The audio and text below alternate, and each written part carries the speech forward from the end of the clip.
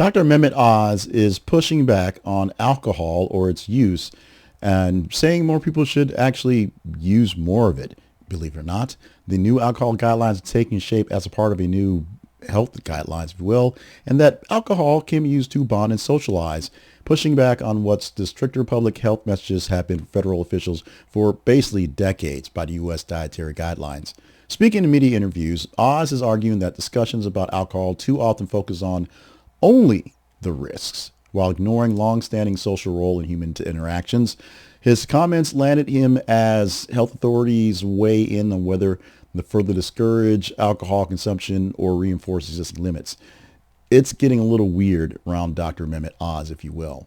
The upcoming dietary guidelines are being released right now. You see the new food pyramid. You see things coming out there. They're recommending that there's some new buzz, pun intended, around a use of alcohol. Some advising you're urging the lower limits or stronger warnings, but especially a research link that so to even moderate drinking to certain cancers and cardiovascular risks.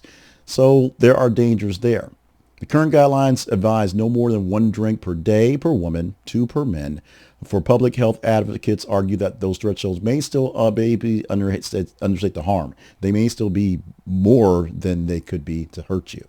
But Oz acknowledging that health risks are not the only things there, but they are there, warning against the framing of alcohol as universally negative, saying that there are some social contexts that actually matters.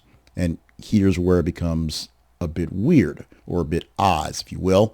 Oz is framing that the remarks around the human behavior and social health that we have right now, people not getting along, not talking, and oddly enough, not having sex, is arguing that the shared meals and drinks have historically helped people connect, relax, and build relationships. He suggested that eliminating alcohol from guidelines, cultural conversations, and the like ignores mental well-being and social cohesion, which he also says affects long-term health outcomes. And in his view, it's moderation, not abstinence in the messaging, that better reflects how people should actually live around drugs, around booze, I should say. Drugs is a whole nother thing there to talk about. Public health researchers push back, saying that social benefits do not outweigh medical risks and that bonding can occur without alcohol. Several experts know that alcohol-related harms, including addiction, liver disease, impaired judgments, those things, remain significant public health challenges, and critics argue that emphasizing social upside risks by normalizing drinking at a time when officials are trying to reduce alcohol-related illness and death.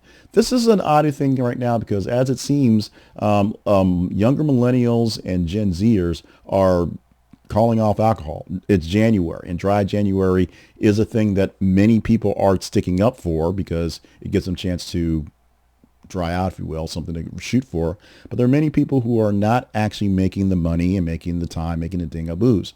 Booze is actually losing money, if you will, not just because of tariffs, because many younger people are shying away from it.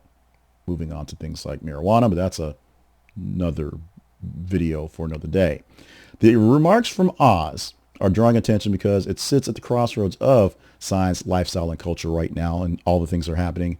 Dietary guidelines shape how school lunches, federal programs, and public messaging are done, so even small wording changes matters. Now, we're not serving beers at your high school football games, but it's all wrapped up in the thing together. Trust me. Supporters see Oz as voicing what many Americans feel privately. Critics see this as comments that are undercutting evidence-based public health efforts. The exchange highlights how contentious alcohol guidance remains, even as research grows more cautious. So here we are at the crossroads. Dr. Oz is putting this apart as the new health standard, as many health standards are changing pretty radically in this full year of Donald Trump being in charge. And they're acknowledging alcohol's social role. The fact that the red solo cup life, if you will, is something that has been traditional for many people to grow and garner and connect with people and then hide in their Facebook profiles much, much later.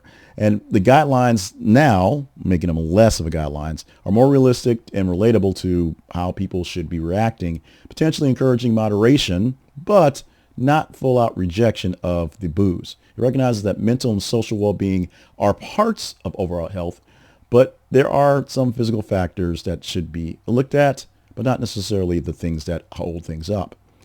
Meanwhile, bonding risks with alcohol, downplaying some serious medical evidence, such as the things that cause issues with alcohol and the harms it can affect, and the public health messaging. The public health messaging is the government should not really be saying, hey, have another beer. Maybe. Critics worry it may reinforce social pressure to drink and undermine efforts to reduce alcohol-related disease and addiction. This is where we are, and this is something that will come to pass, whether we like it or not. Do you believe in Dr. Oz? Do you believe in Mehmet's view that alcohol has a public use, a social lubrication, if you will, to help you get better at being around other people? Because yes, there are some people that I can't deal with copious amounts of alcohol, but that doesn't mean it's not better to just avoid them. And there is, I guess, the Scott Galloway-ing of the government. Essentially, one of these guys must have saw a podcast and realized Scott Galloway says kids aren't having sex and drinking beer, so they should drink beer more and have more sex and have more kids, which is a whole nother video for another day that we definitely need to get to. So, social lubrication. Americans, should we drink more so we can hang out more and pretend to like each other more?